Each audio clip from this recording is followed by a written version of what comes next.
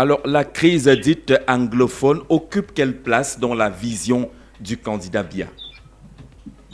Je vous dirais tout simplement que ça occupe d'après, parce que déjà, si vous vous référez à la profession de foi du président Paul Biya, vous allez vous rendre compte que le premier point, c'est la préservation de la paix, de l'unité, de la sécurité et de la stabilité de notre pays. Et sur ce, il vous rappelle qu'il conduira à terme des actions en cours en vue de la restauration de la paix et de la sécurité dans les zones en crise. Alors, les actions que vous n'ignorez pas déjà. Depuis le déclenchement de la crise anglophone, on avait lancé un processus de dialogue et qui s'était concrétisé par l'événement qui s'est tenu au palais de congrès au grand dialogue national. Des recommandations avaient été faites. De ces recommandations, je peux bien vous rappeler qu'on on en est sorti là avec le statut spécial et on en a créé même d'autres institutions comme le Centre national de bilinguisme pour favoriser, pour faciliter les échanges afin de pouvoir se faire comprendre avec les frères de régions anglophones. Et de là, on est arrivé même à mettre en place aujourd'hui un comité national de désarmement et de réintégration. Cette force, le président Paul Biya pense qu'il va renforcer ces centres qui aujourd'hui sont assez peuplés et que parfois même les moyens manquent pour pouvoir s'occuper entièrement des pensionnaires de ces centres. Oui. Je pense donc renforcer donc ces institutions-là. Il y a aujourd'hui le plan même de reconstruction qui est en cours parce que toutes ces institutions facilitent concours à résorber entièrement cette crise. Donc c'est le premier point de la profession même de foi du président Paul Biya, renforcer, n'est-ce pas, ces dispositifs de sécurité. Parce que tout ce qu'on peut dire, on ne peut pas ne pas renforcer les dispositifs de sécurité. D'où, n'est-ce pas, la révision à tout instant, n'est-ce pas, de renforcement de sécurité. Donc, en fait, donc pour dire la crise anglophone, c'est la priorité. La crise, pas anglophone seulement, de toutes les régions en crise. On a l'Espagne, on a avec Boko Haram. On a même l'Est, M. Jean-Jacques avait les incursions de temps en temps des délinquants. Donc, c'est un point qui tient à cœur le président Biya parce que c'est ça qui concourt à notre vivre ensemble. D'accord. Ceux qui vous regardent disent que la crise dite anglophone, depuis 2016, ça va faire une dizaine d'années maintenant, est une véritable épine, une pierre dans la chaussure du renouveau et que sur ce point-là, vous avez très peu de points positifs. Bon, ils peuvent le dire, mais il est compliqué. Ça ne manque pas parce que quand vous partez dans les revendications, vous allez vous citer jusqu'au rencontre de une possibilité. Parce qu'il faut le dire que même quand le Cameroun accède à l'indépendance, il y a déjà quelques épines dans la chaussure parce que les Nations Unies le vote pour qu'il puisse se rassocier avec notre unité du côté de Stade Cameroun qui était resté non réceptif à la coupe. Dès ces années-là, il y avait toujours eu, chaque 1er octobre, il y avait eu des manifestations qui portaient à la contestation, à pouvoir porter une certaine voix de ce côté. Alors donc, quand la crise anglophone se déclenche, et les revendications socio-professionnelles, si on convient, n'étaient qu'un mot pour essayer de rentrer et lancer, n'est-ce pas, de compétition. Et nous pouvons en être tous d'accord que la sécession, ce n'est pas quelque chose qui s'arrête avec un coup de magique. Et nous pouvons même, avant, n'est-ce pas, de revoir notre vision sur la poursuite, sur la recherche de la paix, voir d'abord les actions que le président a pu mener. Et jusqu'ici, qui sont visibles en vue de résorber les tâches. D'accord. Benoît Feu-Dieu du Rassemblement démocratique du peuple camerounais qui a énuméré un ensemble de structures, d'institutions créées à partir du grand dialogue national pour essayer de mettre fin à cette crise dans la partie anglophone du Cameroun. Mais il va être difficile, hein, en tout cas, ce n'est pas le premier scrutin qui ne verra pas une participation massive dans cette partie du pays. C'est quand même assez regrettable, Benoît. Oui, non, nous ne pouvons pas. Les dispositions sont prises et les Camerounais essaient de nous rassurer de comment est-ce qu'ils vont pouvoir faire les élections dans cette zone. Mais ce qui est sûr, c'est qu'il y aura une ouverture, il n'y aura pas une circulation autant libre que dans d'autres régions qui connaissent quand même une tranquillité. C'est effectivement regrettable que face à une situation, on peut mettre le bouquet double pour pouvoir mettre fin, parce qu'il faut quand même reconnaître qu'il y a des véritables avancées. Si aujourd'hui, on arrive encore à réintégrer les salles de classe, on dit quand même une viabilité progressivement les infrastructures, que ce soit sanitaires et éducatives. Il faut dire que cela va dans la volonté de mettre fin définitivement à cette crise. Nous ne comprenons pas. Il y a les poches de résistance, il y a des endroits qui restent encore très compliqués. Et pas parce que les sécessionnistes vont encore maintenant aujourd'hui. Ce sont les l'esprit terroriste. C'est tout simplement le physique. Alors on a quelques petits soucis de qualité, hein. Qualité de réception. Merci Benoît d'être passé par ici. On pourra revenir à toi tout à l'heure s'il y a des questions qu'on va enregistrer venant des marcheurs de la capitale. Jean-Jacques Beya, la crise anglophone devrait être au cœur de cette élection.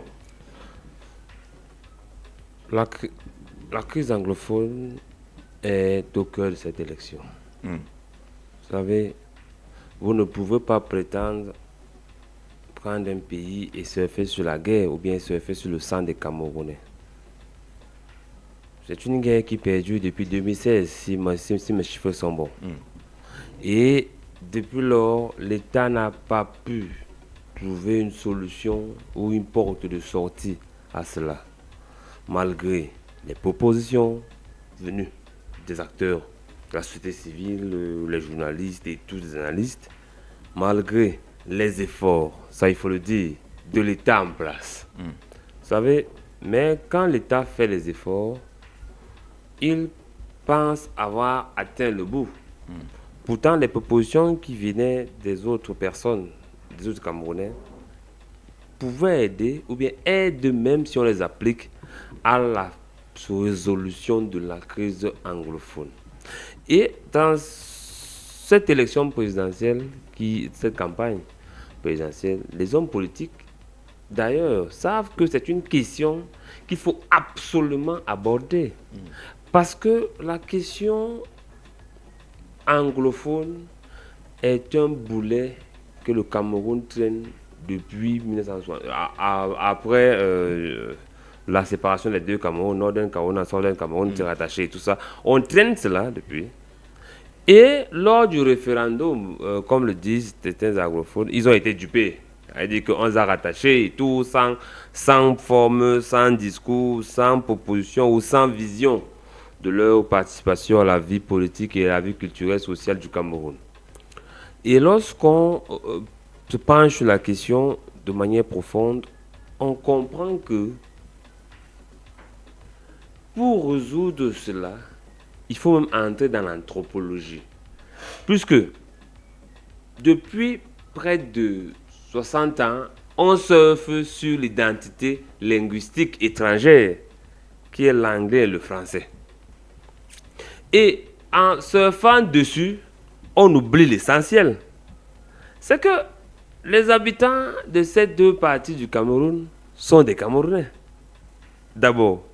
Et ils ont des us et coutumes, ils ont des frères et sont des communautés qui parlent des langues communes à des parties du Cameroun, de la partie francophone.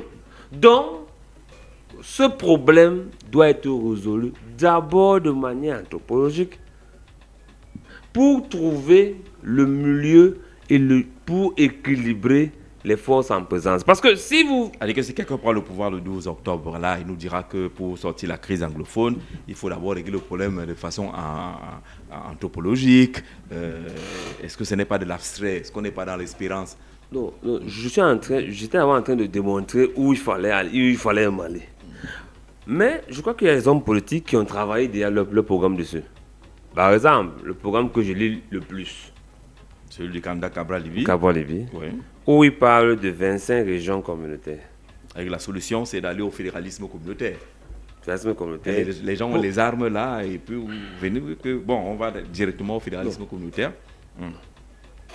Vous n'avez pas à aller directement vers le fédéralisme communautaire. C'est une solution proposée à ceux qui réclament, une certaine autonomie dans la gestion de leurs propres affaires, qui se disent lésés par la gestion hyper centralisée du sommet de l'État. Ah, c'est un problème national. C'est un problème national. Ça veut dire que résoudre le problème de la crise anglophone, c'est résoudre le problème du Cameroun du nord au sud. Mais on dit qu'ils ont des problèmes spécifiques. Ils ont des problèmes spécifiques, comme toutes les régions ont des problèmes spécifiques, Jean-Jacques. Parce que prendre ce problème juste au niveau de Bamenda et du nord et du sud-ouest, quand vous allez finir de résoudre ce problème, vous allez résoudre le problème de la Sénégal maritime.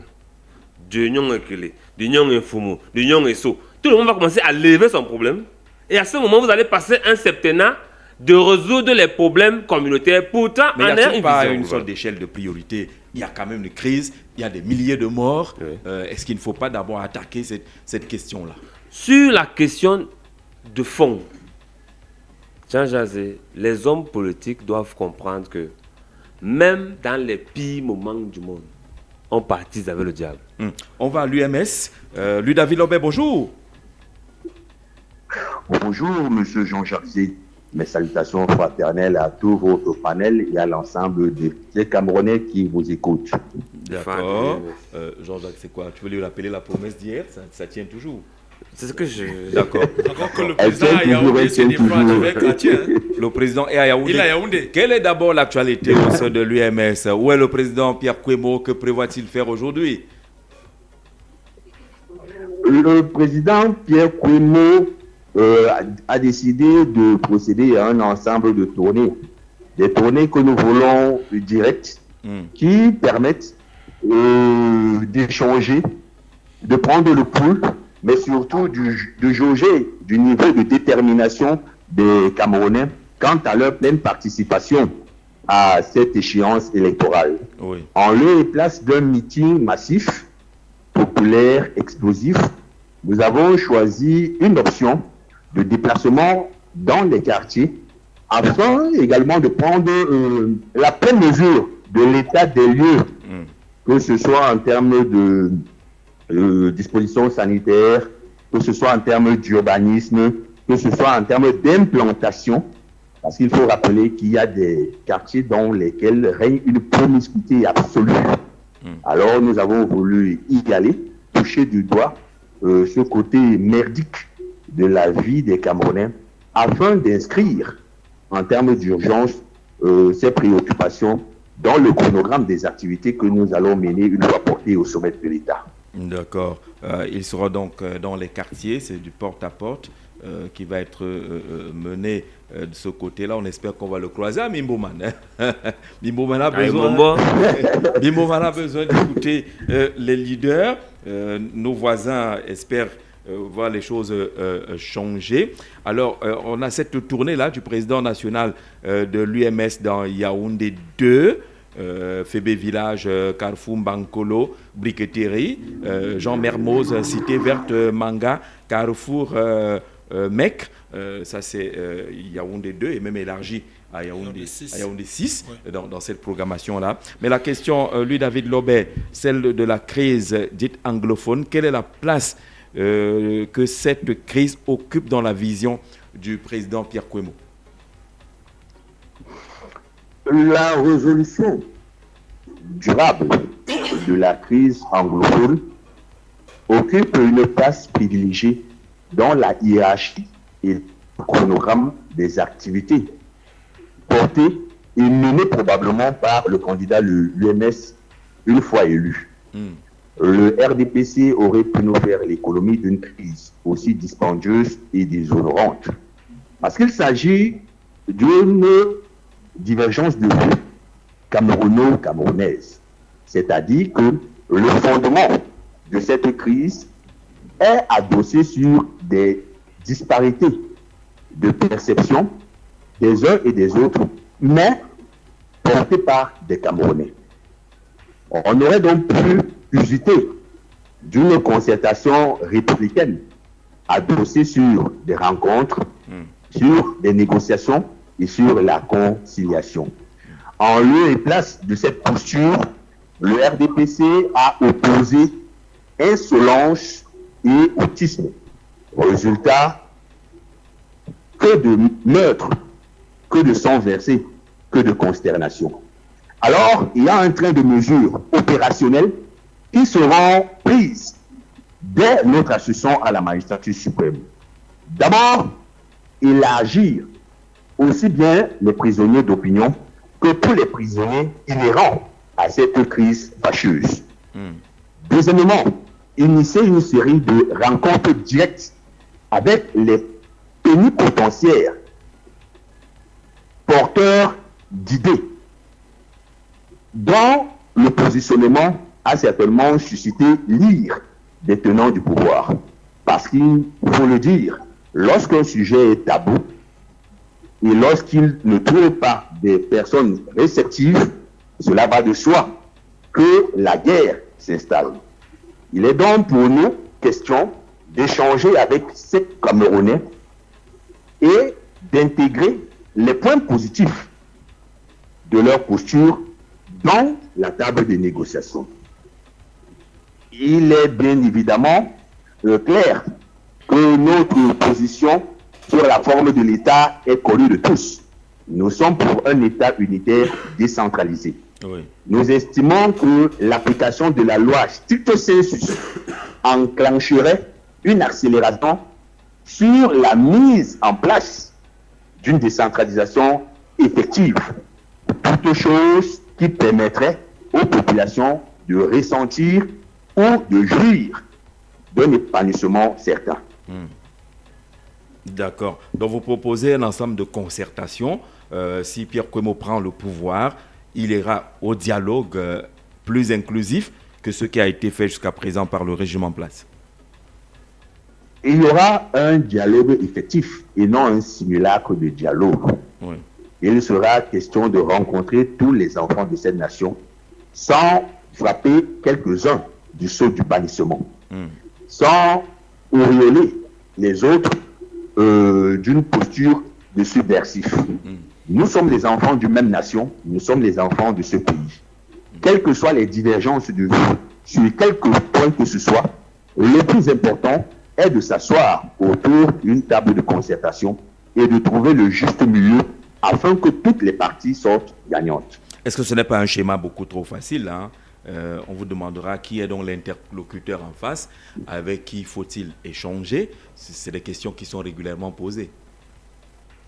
Monsieur Jean-Jacques Zé, ceux qui sont donc embastillés sont représentatifs de quoi? Il me semble qu'il y a tout au plus des activistes et des personnes ayant été accusées d'être soit des têtes de proue de la crise anglophone, soit des intermédiaires actifs. Dans l'un ou l'autre cas, nous allons trouver ceux qui vont constituer des relais authentiques du point de vue de ses compatriotes, c'est-à-dire ceux qui sont porteurs de ces revendications, seront ceux qui seront appelés sur la table de négociation. D'accord. Merci, Louis-David Lobet. Pour les propositions de l'UMS, sortir de la crise dite anglophone, il y a une autre question, non? Oui, Louis-David, votre candidat était hier du côté de Bala et là-bas, il a déclaré, je cite, je suis le remède qui va soigner toutes les maladies du Cameroun. Et on sait aujourd'hui que la crise n'est plus seulement anglophone, elle concerne pratiquement toutes les régions du Cameroun. Sur quel levier va actionner pour soigner tous les mots MAUX? Il ne s'agit pas d'une déclaration spectaculaire ou démagogique. Il s'agit d'une conviction adossée sur une vision politique juste et réaliste. Vous me permettrez de décliner ici les 4 axes majeurs de cette vision politique, qui sont la restauration d'une justice sociale, le réchauffement d'une démocratie réelle, le combat pour notre souveraineté économique et le devoir de solidarité. Ces 4 piliers qui servent à la fois de sève et de ligne programmatique de notre vision politique constituent en soi des soins curatifs face à la pléthore des maladies qui gangrènent notre pays, le Cameroun. C'est donc à l'aune d'une observation minutieuse que nous avons élaboré des solutions spécifiques à chaque pan d'activité. Toute chose qui nous amène à dire aujourd'hui que nous sommes le médecin absolu du mal-être du Cameroun. D'accord. Et que prévoit le président Kwemo pour ce qui est du métier? Est-ce qu'il a un programme pour un meeting à Bamenda, comme le ferait un peu Cabral Libier jeudi prochain? Bien évidemment, on ne saurait ostraciser nos frères et nos compatriotes de Bamenda. Nous sommes en train de prendre toutes les dispositions sécuritaires, surtout sécuritaires, pour que le meeting se déroule dans des conditions sereines. Bien évidemment, cela se passe par une rencontre avec les autorités administratives et tout le quota sécuritaire de la ville de Bamenda. Les tractations sont assez avancées et je crois que d'ici à samedi, vous aurez une date précise ou indiquée pour la tenue d'un meeting grandiose, mais davantage citoyen dans la région du Nord-Ouest. D'accord, merci beaucoup, David Lobet et l'UMS, l'Union des mouvements socialistes qui a comme président et candidat à l'élection présidentielle l'honorable Pierre Kwemo. La crise anglophone, Jean-Jacques Béat était en train de poursuivre son développement. Je dis, même lorsqu'on a face à soi le diable, on s'assoit avec le diable pour causer. Jean-Jacques Zé. Vous savez, il faut faire d'abord un diagnostic de la situation. Quelles sont les forces en présence, les qui tiennent les groupes armés, les identifier et les appeler à une table de discussion. Une table de discussion ouverte, filmée à Mondovision, parce qu'ils peuvent craindre pour leur vie, c'est normal. Non, vous le dites non. Venez à la discussion. Si vous voulez, on discute à Bamenda, là-bas, chez vous. C'est là-bas que nous discutons. Parce que nous sommes frères, on s'assoit, on se parle, on se dit les vérités. Pas de gang. Il n'y a pas de gang à porter. On se dit les vérités. On se dit où ça blesse, où ça fait mal, où vous avez mal fait, vous qui avez pris les armes, ou nous, l'État, avions mal fait. Et à ce moment donné, forcément, il y a toujours à la fin une sortie de crise où tout le monde laisse les plumes. Parce que moi, j'ai vu des crises dans certains pays où, à la fin, Norbert Ebodé, on dit au chef de file que toi, tu vas passer en justice. Donc, et il sait qu'il va aller devant la justice. Et ça sera une justice claire et transparente. Non, il fait la perpétuité. Bon, là-bas, c'est une affaire du Congo. Moi, je parle des vraies crises où on connaît les FARC et autres. Maintenant, le Cameroun ne vit pas en vase clos non plus. Oui, je dis pas non. Ouais. Mais maintenant, nos frères du nord-ouest et du sud-ouest sont pleinement conscients des enjeux à venir. Sont pleinement conscients de ce qui se joue en 2025. Ils savent que 2025, tout à 2025, c'est une première porte à franchir pour qu'ils aient la paix dans leur zone. Parce que ça ne sert à rien d'alimenter la guerre. Aujourd'hui, vous l'avez dit, depuis 2016 aujourd'hui, on ne sait plus à quel sens vouer. On ne connaît plus le départ, l'arrivée, qui tient quoi, qui gère quoi. C'est devenu du fourre-tout. Et même M. Lambda, je peux me lever, j'apprends à parler le Bamenda, le Pédine de Bamenda. Je porte une arme, je dis que je suis général Satao, je commence à tirer sur les gens. Et à ce moment donné, ça devient très compliqué parce qu'on a laissé perdurer une chose qu'on pouvait résoudre facilement en disant qu'il n'y avait pas de problème anglophone. Pourtant, le problème y était. Et ils m'ont conforté en le disant parce qu'ils-mêmes ne connaissent même pas qu'il faut d'abord résoudre un problème de la population, un problème anthropologique. Parce que lorsqu'un fils réclame quelque chose, il faut d'abord voir la racine de sa réclamation avant de passer au niveau des feuilles. D'accord. Arnaud Noah de l'UNDP qui nous écoute en repérage. Nous parlons des propositions des candidats pour sortir de la crise dite anglophone. Est-ce que l'UNDP et le candidat Beloba Maïgari pensent et proposent des voies de sortie à cette crise dite anglophone? Bonjour Arnaud Noah. Est-ce qu'il est avec nous, Arnaud Noah de la communication de l'UNDP au sujet des propositions du candidat Beloba Maïgari pour sortir de la crise dite anglophone? Est-ce qu'il est en repérage, Arnaud? Bonjour. On ne l'a pas, Arnaud. Pourtant, on l'a repéré tout à l'heure. On avait l'impression qu'il nous écoutait déjà. Arnaud, bonjour.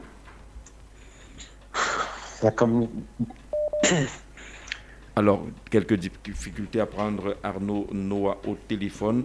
On va avoir certainement Léonie Nfoum, toujours de l'UNDP, au sujet des propositions de l'UNDP pour sortir de la crise dite anglophone. Léonie Nfoum, bonjour. Merci, bonjour Jean-Jacques. Allez, bienvenue. Oui, merci de l'honneur que vous me faites de me recevoir sur votre prestigieuse radio, très écoutée d'ailleurs sur la capitale. Alors dites-nous, ça s'est passé comment? Le meeting des Boulevards, ça s'est passé comment hier? Donc c'était un peu chaud, mais bon, vous savez, la politique... La pluie a adouci les mœurs. Non. Il faut dire que pour être plus sérieux, non. Apprenons à être fair play dans ce pays. Oui. Nous avons pris l'option d'aller en démocratie et qui suppose une pluralité dans l'exercice de ses droits et de ses devoirs politiques. Et il faut accepter ça. Il faut l'accepter. Ce que nous avons vu à Ebolova, mais vraiment, ça relève des temps des cavernes. Et que ça vienne de la région d'origine du chef de l'État, mais il faut comprendre que nous avons touché le fond. Nous avons touché le fond, et même plus que toucher le fond. Comment pouvez-vous comprendre que toute une ville soit barricadée parce qu'un candidat de l'opposition y vient et que l'on l'assume? On nous a refusé tous les lieux que nous avons sollicités en ville en vue de tenir notre manifestation. C'est finalement un militant à l'entrée, je veux dire au niveau de la route Ebolova Kribi par Comme 2, qui nous a accordé comme ça sa cour. Un militant. Et je ne doute pas qu'on ira encore le menacer parce qu'il nous a accordé des représailles. Oui. Je dis, partout où nous sommes allés, quelqu'un vous donne son accord. 2 minutes après, il vous rappelle pour vous dire que vraiment, voici, je ne peux pas, on m'a intimidé, on m'a menacé, voilà. Vous voyez, ce n'est pas bien. C'est pas bien. Ce n'est vraiment pas bien. Pourtant, le RDPC, lui, il est accueilli partout. Votre meeting était pourtant annoncé depuis longtemps. Vous aviez pris des dispositions pour cela. Est-ce que sur le plan administratif, on vous a dit quelque chose? Mais quelle administration il faut? On est en période de campagne. Mais nous avons pris le temps d'informer les autorités administratives de ce que nous viendrions dans la ville et de leur indiquer nos itinéraires. En réalité, le peuple des Bolova entendait réserver un accueil des plus mémorables à Beloba Maïgari. C'est ce qu'ils ont craint. C'est ce qu'ils ont craint. Puisqu'il y avait un tour de ville qui était prévu. Et ils nous l'ont refusé. Je dis, ils nous l'ont refusé. Soyons un temps soit un peu sérieux dans ce pays. Le meeting, c'est... Sombre de la démocratie. Oui.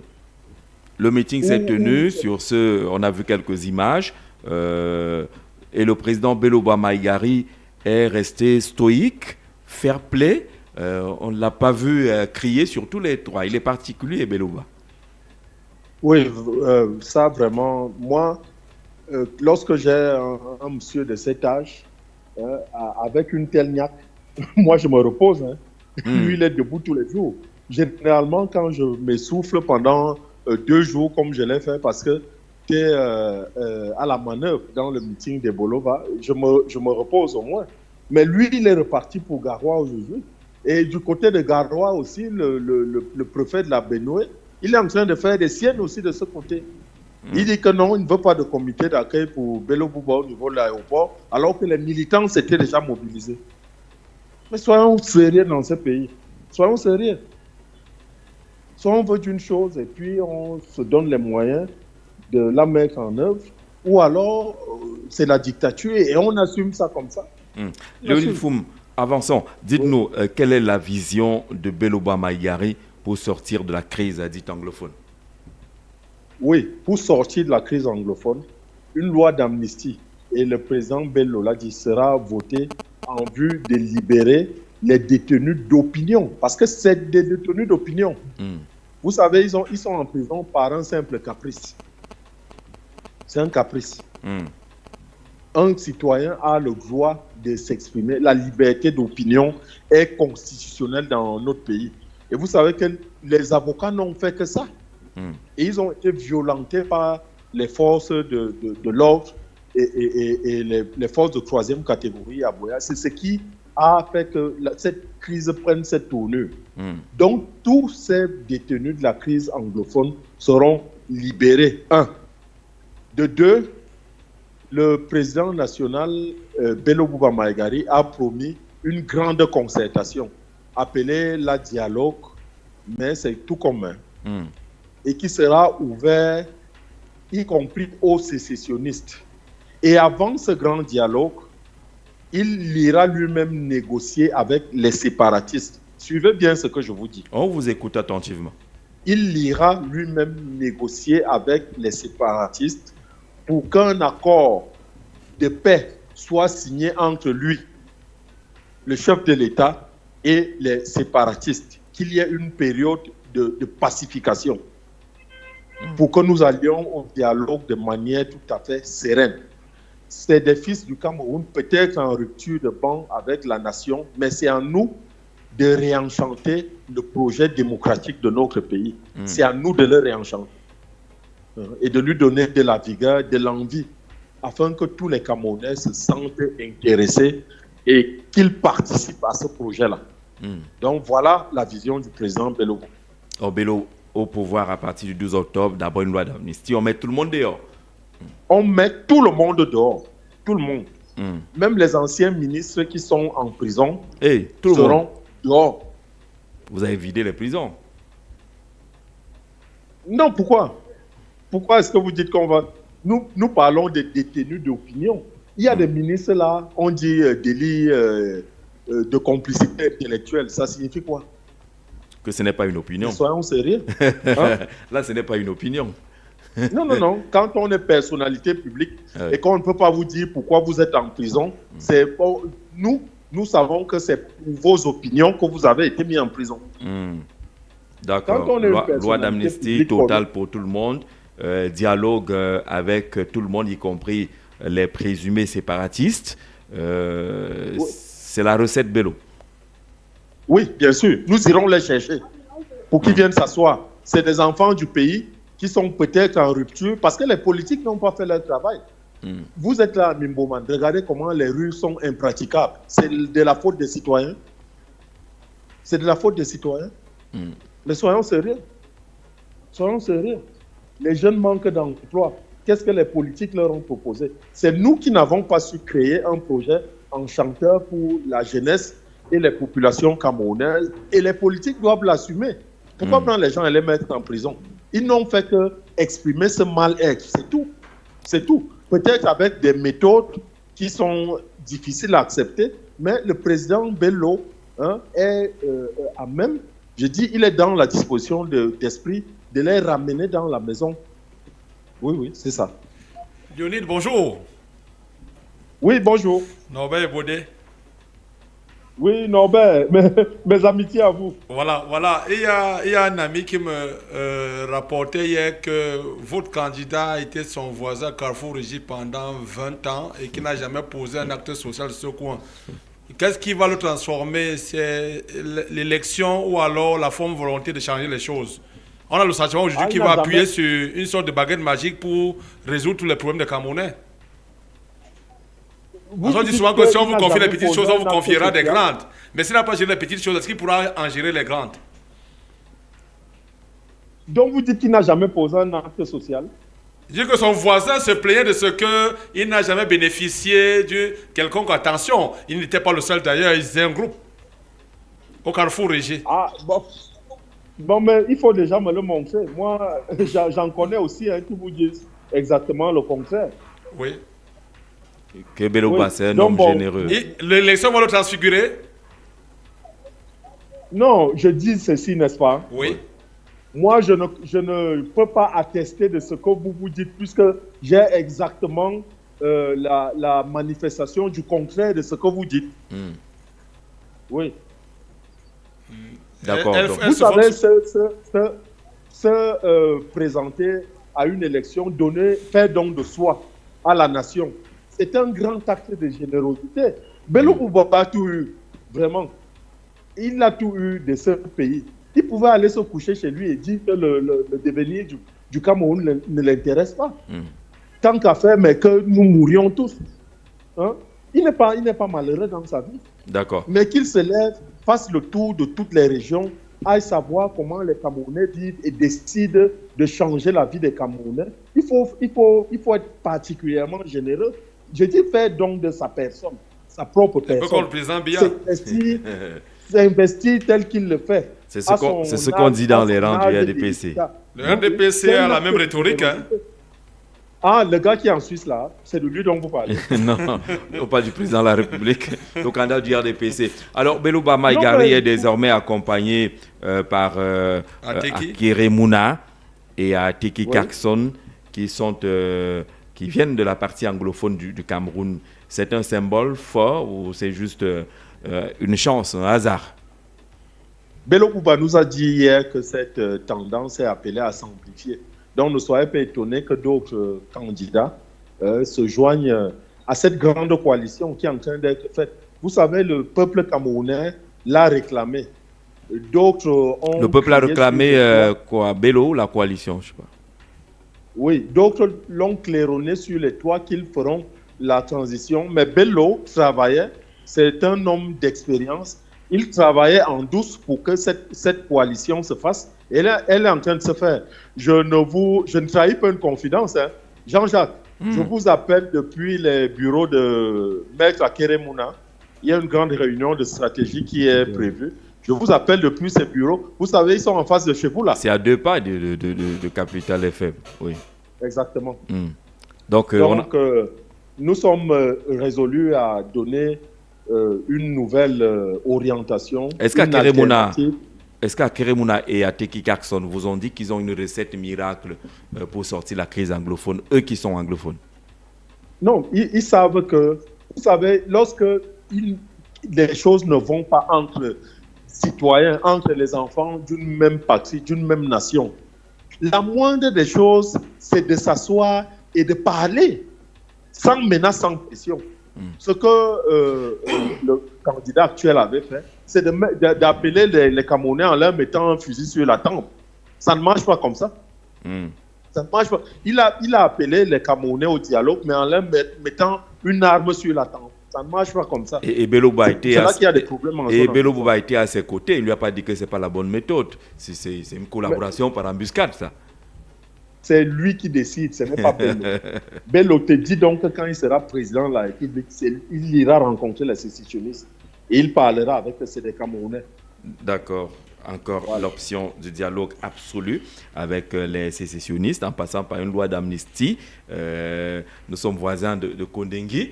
Ils nous écoutent certainement là-bas et ils ont appris que si Belouba est candidat, ils seront tous dehors, ceux qui sont pour leurs opinions. Il l'a dit à RFI et nous le réitérons. Ah, nous, on ne connaît pas RFI. Vous le dites sur, Bon, nous le sur disons à Capital Capital FM. Voilà, c'est Nous tant le disons mieux. à Capital FM, Merci. une radio de très grande écoute sur la capitale. Voilà, j'espère que quand il sera président, il n'accordera pas seulement les interviews à RFI. Parce que. Donc vous ne voyez pas qu'il m'a aussi envoyé à Capital, Jean-Jacques. Moi aussi. Non, Ouais. on le veut lui-même, Ouais, pas comme l'autre. Pourquoi vous êtes tous Ouais, les âges ça, alors que le comme, bon tu Dieu fais là comme l'autre, hein. On l'a pas Ouais, encore vu. Jean-Jacques Zé. On l'a pas encore vu sur un plateau télé chez nous. Voilà, On a le droit de réclamer quand même, Léonide. Léonide, il faut pas qu'il nous fasse comme l'autre. Non, du tout. Yes, d'accord. Qui change parce que vraiment interviewer Bello est déjà compliqué, il n'est pas encore président. Non, ok, Jean-Jacques. Tu as même d'abord essayé. Je vais encore essayer. Quoi. Vous êtes là sur la communication. Voilà. Vous êtes le gyrophare. Vous êtes sur la communication. Transmettez-lui. Est-ce que dans votre plan le de ressenti. campagne, vous avez prévu qu'il passe sur nos plateaux? Allô, Jean-Jacques. Oui.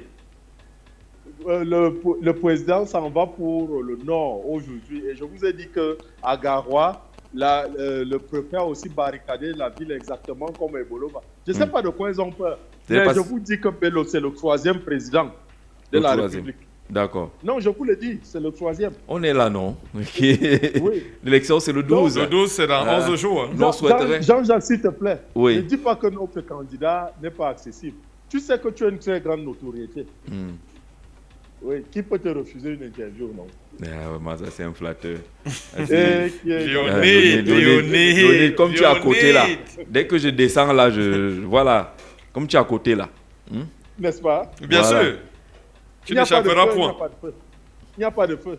On marche sur la capitale, Léonide Mfoum de la communication de l'UNDP. On a donc une idée du programme de Belouba Maïgari. Il prend la direction du Nord. Il repart dans son fief. Son fief, dans sa Benoué natale. Entre guillemets, dans la Benoué. Le préfet veut le noyer dans sa Je le propre préfère laisser-le entrer, qu'il reçoive les honneurs et qu'il soit accueilli par les militants. Ce qu'il faut louer dans ces élections, c'est la posture républicaine des candidats. Parce que Jean Jazé, je vous assure, pour avoir assisté à 2-3 meetings déjà, si un candidat dit, dégagez-le, on va le dégager. Il vous dit, on va le dégager, comme un malpropre. Mais moi, je ne sais pas pourquoi ces hommes, qui sont nos frères camerounais, veulent se livrer en spectacle. Ce n'est pas votre temps. Restez dans vos bureaux. Envoyez le FMO encadrer la manifestation. Ça vous concerne en quoi qu'un candidat se déplace dans tout Ebolova? C'est le chez vous. C'est votre maison. C'est votre champ. Ça vous sert à quoi? Puisque que tu empêches les opposants de faire campagne ou pas, on va te muter de là. Tôt ou tard, on va te muter. Et même parfois te muter pour t'envoyer en campement d'effectifs. À Salapumbe. Non, en campement d'effectifs. C'est à Yaoundé. Mieux Salapumbe. Puisque là-bas, tu es chef de terre. Ouais. Tu es chef de terre. Non, on t'enlève là-bas. On te ramène au lis les militaire journaux. en campement d'effectifs.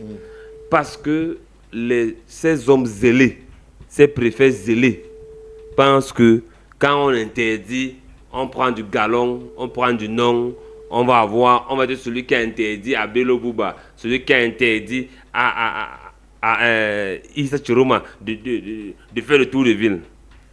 Tu peux empêcher un candidat de faire le tour de ville. Tu ne peux pas. Mais pour ne pas créer un incident, les candidats préfèrent souvent dire aux militants que laissons, j'ai un message à vous passer, allons, je passe mon message. Parce que s'il dit que lui, Bello, démarre sa voiture, fait le tour de ville, je ne vois pas le préfet qui va l'interdire. Parce que c'est ça qu'il faut mettre dans la tête de ces gens-là. Bon, de ces chefs terre, comme on l'appelait. Faut pas pousser les candidats Ne à bout. poussez pas les candidats à bout. Ça sert à rien.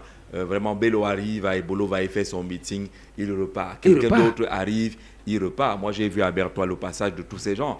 Bello, Chiroma, même Akeremuna est passé par là-bas. Oui, dans tous les villes de départ. Ils ont fait leur show. sûr. Et c'est bien pour la démocratie. On ne peut pas servir le président Biya, celui qui veut qu'on retienne de lui qu'il a mené la démocratie et se comporter comme à une certaine époque. Si on est fort dans le RDPC, de quoi est-ce qu'on a encore peur si on est sûr qu'on a inscrit les gens, comme on le dit, qu'on a inscrit 4 millions ou 5 millions de personnes et que ces gens vont élire et que vous allez gagner, pourquoi est-ce qu'on ne laisserait pas les autres s'exprimer? J'avoue que l'élection, c'est comme une rencontre de football. Quand vous participez à un tournoi et que vous avez suffisamment préparé vos joueurs, vous êtes sûr que vous allez remporter la finale. Aujourd'hui, on s'est satisfait de la victoire du PSG autre. Ces gens ont l'impression qu'on va lui dire que donc c'est toi qui as laissé ça chez toi. Je sais même pas. Là-bas. On prend quelqu'un au téléphone, allô? Allô? Oui, bonjour monsieur. Honoré. Oui, bonjour Jean-Jacques. Allons-y, Honoré. Oui, oui. C'est vrai que c'est le sujet de la crise anglophone qui est sur le plateau. Mais on parlait de la paix au Cameroun. Est-ce que ça, c'est des actes vraiment qui augurent une quelconque paix dans notre pays? Ou pendant la période de la campagne électorale, on ne laisse pas les gens s'exprimer librement? Est-ce que ça, nous condamnons fermement ça dessine même une quelconque paix? Est-ce que le pays s'y appartient à certaines personnes? Maintenant, pour revenir au niveau de la crise anglophone, dans les actes, c'est toujours vous, au RDPC, qui n'avez pas voulu que le problème de la crise anglophone là se résolve. Parce que si moi j'étais à leur place, le pseudo-dialogue national qui avait été tenu par le Congrès là se tiendrait à Bamenda, soit à Bamenda ou à Buea, pour mettre ces gens-là en confiance. Oui, c'est une option. Mais ils ne l'ont pas fait. Ce qu'on a pu voir, ce n'était qu'une simulation. C'était une simulation de dialogue, ce n'était même pas un dialogue. Ils ont allé fabriquer, ils sont allés monter des gens pour venir dire de n'importe quoi. On avait quand même des gens qui comptent à ce dialogue. On ne dira pas que c'était une simulation. Peut-être que vous n'êtes pas entièrement satisfait de la méthode. Peut-être que vous n'êtes pas satisfait de la méthode, mais on a vu les gens là-bas, le cardinal Christian Toumi était, Cabral Libi était, ainsi de suite. Il y a quand même eu des gens qui étaient et qui ont fait des choses. Peut-être que le problème est dans la mise en œuvre des recommandations ou des résolutions. Allô, Honoré? Ah, il est parti. Il n'aime pas que le débat soit contradictoire. Mon ami BMO depuis. Non, mais il y a quand même eu un grand dialogue national qui peut avoir des limites. C'est vrai. Mais dans une crise, il faut dire que rien n'est inutile finalement. Bien sûr, bien sûr. Je crois qu'on a donné la parole à toutes les couches. Il y a eu des consultations avant ce dialogue tenu en octobre 2019. Et maintenant, vous faites bien de préciser que peut-être les résolutions, certaines ne sont pas encore sorties totalement des tiroirs. Non, chacun peut continuer à contribuer en donnant ses idées, en donnant les solutions, ainsi de suite, puisque nous sommes un État-nation. Je crois que c'est quelqu'un a dit réussissons ensemble. Donc si chacun apporte du sien, ça peut aider, puisque chacun de nous a aussi un lien avec ces régions.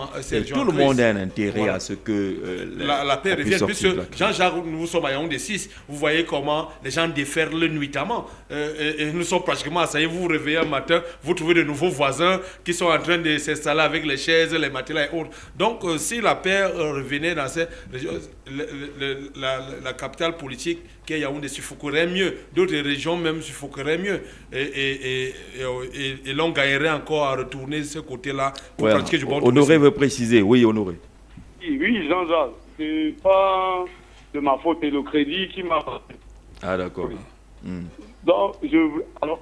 Tu proposais que à ta place, on aurait délocalisé le grand dialogue national pour le tenir à Bamenda ou à Buea, continue. Je pense quand même que avant que les gars n'arrivent à ce niveau, ils ont longtemps parlé. Ils ont parlé, ils ont demandé à ce que le problème, on leur donne, parce que moi je peux énumérer au détail ce que les gars voulaient. Mais je suis quand même sûr que les gars ont longtemps parlé. Mais ils ont donc vu qu'ils étaient inconsidérés et nous pouvons vivre ce que nous vivons aujourd'hui.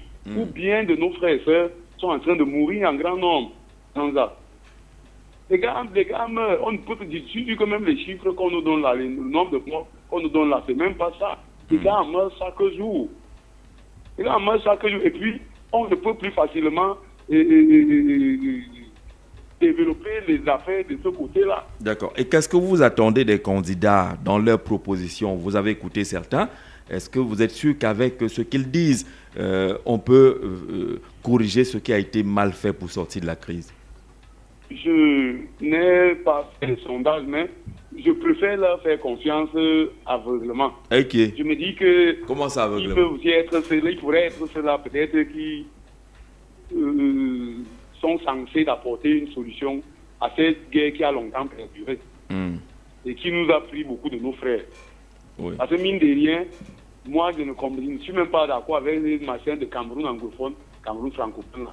Nous sommes tous des enfants d'une même nation. Donc c'est un peu ça. D'accord. Moi, ça, Tu préfères faire confiance aveuglement à ceux qui sont en train de postuler à la présidence de la République. Ils pourraient avoir leur solution dans la poche, dans le sac, sauf que certains ont déjà dévoilé. Il faut revoir la forme de l'État, il faut faire asseoir tout le monde, il faut libérer les détenus d'opinion. Il y en a qui ont donné même 100 jours. C'était qui a créé?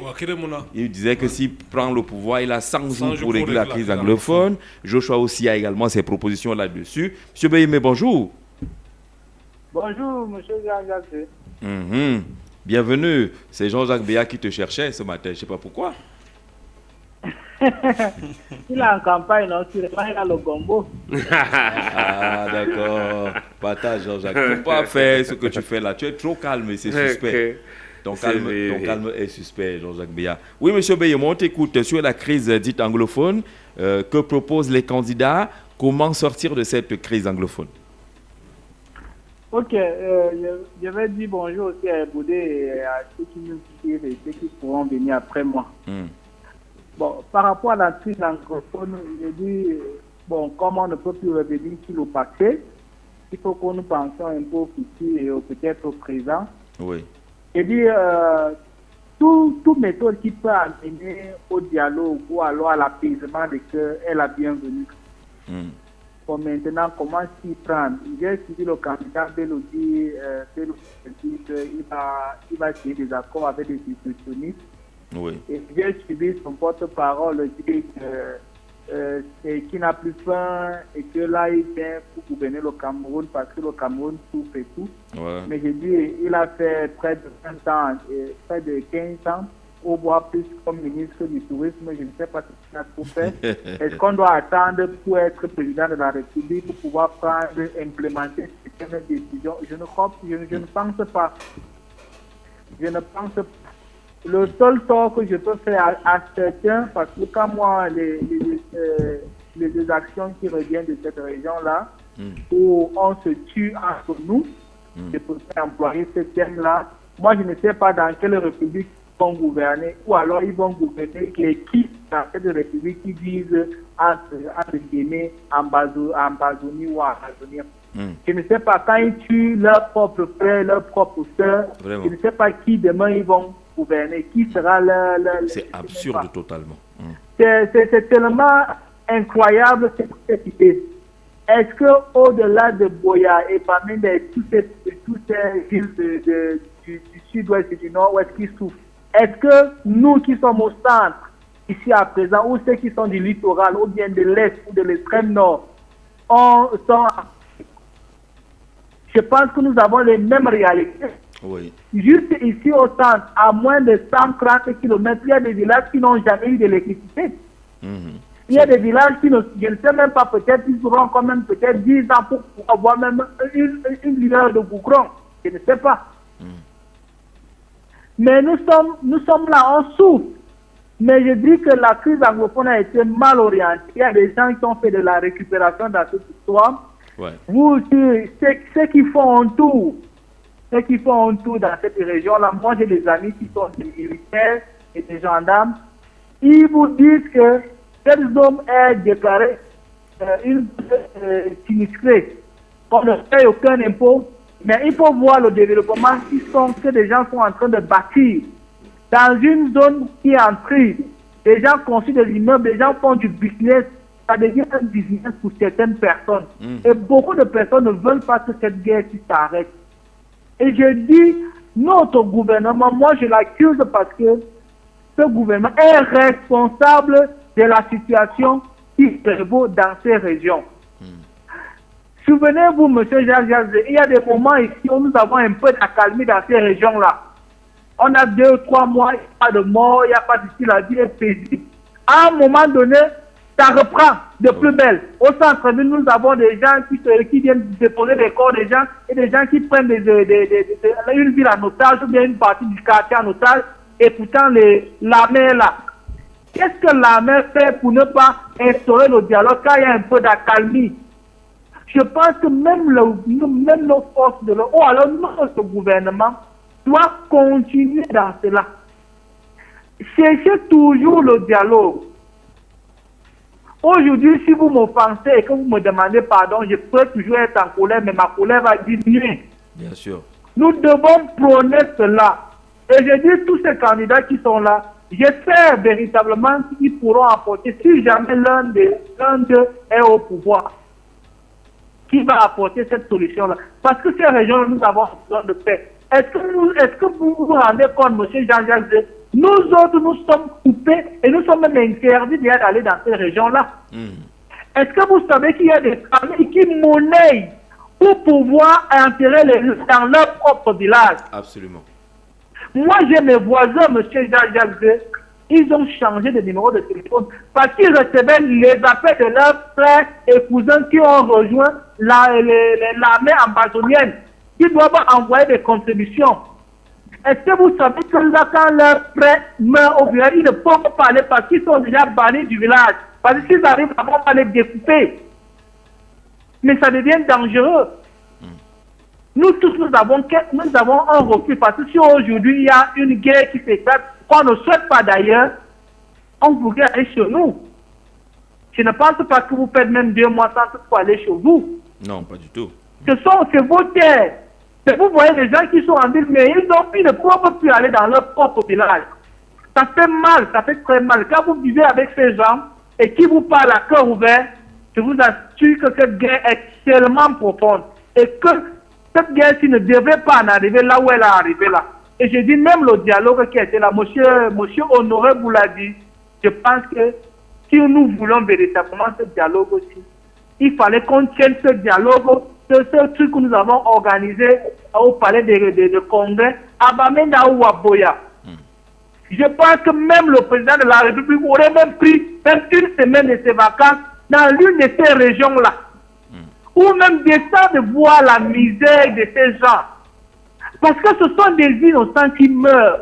Ce n'est pas seulement parce que ceux qui ont les moyens vivent, parce qu'ils payent de leur vie, mais ceux qui n'en ont pas. Je vous assure que c'est terrible et c'est déplorable. Et je vais chuter en disant aux Camerounais, allez récupérer vos cartes d'électeurs. Moi, je suis allé récupérer la mienne et je vous assure, M. Jacques, le nombre de cartes que j'ai vues dans ma zone en Colmexel est énorme. Que les gens prennent patience, prenez une 5 ou 10 ou 30 minutes de votre temps, allez récupérer vos cartes. Je ne sais pas pourquoi les gens se sont inscrits pour ne pas aller récupérer leurs cartes. Et que si vous récupérez vos cartes, allez faire votre droit de vote, allez exercer votre droit de vote. C'est important. D'accord. Merci. Je pourrais revenir. Merci, M. Bayemeu. C'est quand même un phénomène incroyable. Hein? Toutes ces cartes qui chôment. Il en est même pour les cartes nationales d'identité. Tout le monde en veut. Vous les réalisez, vous partez plus retirés. Les cartes électorales, on avait quand même dans un bureau de l'ECAF, je ne sais pas, il y a 1 ou 2 jours, il y avait une foule agglutinée pour aller retirer. Mais il y a les bénévoles aussi qui se sont proposés d'aller dans leur quartier avec les cartes. C'est-à-dire qu'ils proposent à aller de choisir un point même chez le chef. Oui. Et tout, eux, ils vont là-bas, ils commencent à battre, à cogner dans la maison. On vous dit qu'il y a les cartes, venez retirer, venez retirer, venez retirer, venez retirer et tout. Je crois que les Camerounais se battent comme ils peuvent. Mais aussi, pour ceux qui n'ont pas pu retirer leurs cartes, ne vous découragez pas. Avec votre CNI, vous rendez dans votre bureau de vote, il y aura votre carte. Enfin, donc, il est comme ça, rend souvent que le jour du vote, on envoie toutes les cartes dans les bureaux de vote où vous allez voter. Mais quand même, pour le vote, allez avec votre CNI juste, donnez votre nom, donnez votre CNI. D'être inscrit. Quand vous êtes inscrit, vous pouvez déjà voter avec votre carte nationale d'identité. Voilà, mais il serait toujours bien de retirer sa carte, de l'avoir, de l'avoir, puisque vous êtes allé vous inscrire et qu'elle vous est délivrée gratuitement. Et il y a même dans certaines circonstances où ça aide pour la CNI.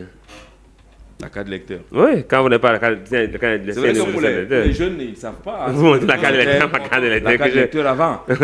Quand vous prenez la 100e chez nous au village, là, vous trouvez tomber sur le contrôle. Carte d'identité, carte d'électeur. C'était obligatoire. Oui, bon, c'était une bonne construction citoyenne également à cette époque-là. Alors, on va prendre qui? Le Kolkotongueur. Bonjour. Bonjour Jean-Jacques. Comment tu vas, frère? Par la grâce de Dieu. Dieu veille, Dieu veille. La voix est quelque peu cassée, Kolkotongo. Il n'a pas pu le matango. Les conséquences. C'est les conséquences de quelque chose. Non, surtout pas. Surtout pas. Je vis cela, Ezeka. On est au mois d'octobre, hein, Kolkotongueur. On est au mois d'octobre. Octobre rose. Oui. Je salue vos millions d'auditeurs et d'auditeurs. Et je salue tous les Cameroun. Je salue tous les Camerounais. D'accord. On dit en bataille, Jean-Jacques. Oui. Les batailles ne sont pas au Barunda Bagari. Tradition littérale. La rivière avait serpenté. Parce qu'il n'y avait pas d'indicateur retenu. Parce qu'il n'y avait pas d'indicateur retenu. Ah, d'accord. Donc la rivière avait serpenté. Parce qu'il n'y avait personne pour l'indiquer sur le chemin droit. Le chemin droit, oui. Quand la crise anglophone a commencé, quelles en étaient les revendications? Les gens la réclamaient quoi? Monsieur Issa Chirouma a dit qu'il est pratique. Il n'était pas le seul. Hein. Mais il était pas. Il était pas. Vous savez que pour résoudre un problème a une solution. C'est un problème mal posé qui ne trouve pas de solution. Absolument. Qu'on dise la vérité de ce qui s'est passé et il va procurer une solution à ce problème. Je vous dis que le seul problème qu'on ne peut résoudre, c'est celui qui est mal posé. Que revendiquent les anglophones, les ambassadeurs, qu'ils disent. Et que ceux à qui ce message est destiné, dans toute la vérité, dans toute